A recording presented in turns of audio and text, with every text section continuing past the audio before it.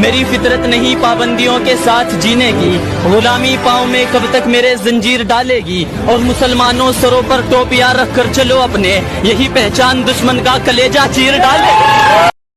कि बेटा हूँ मियाँ जी का, नहीं है किसी का डर। कि बेटा हूँ मियाँ जी के, नहीं है किसी का डर। हमसे जो बगावत करेगा उसका काट डालेंगे सर।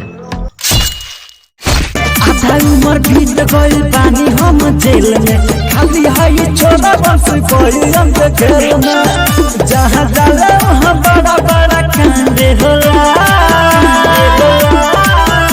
सहीना दादागिरी के डिमांड होला, हई मियाँ जी के लइका ब्रांड होला।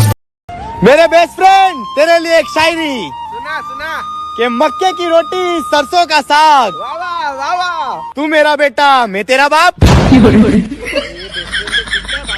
आजा मेरे छोरे, मेरा बेटा है तू। दोस्ती के फायदा उठाला, दुश्मनी के जुदाई सह ना पैबू। कि दोस्ती के फायदा उठाला, दुश्मनी के जुदाई सह ना पैबू। का कहतरू कि हमारा बिना तू रह के दिखैबू। एक करे जा सच तो ई बात बा कि तू मियाँ जी के छोड़ के रह ना पैबू।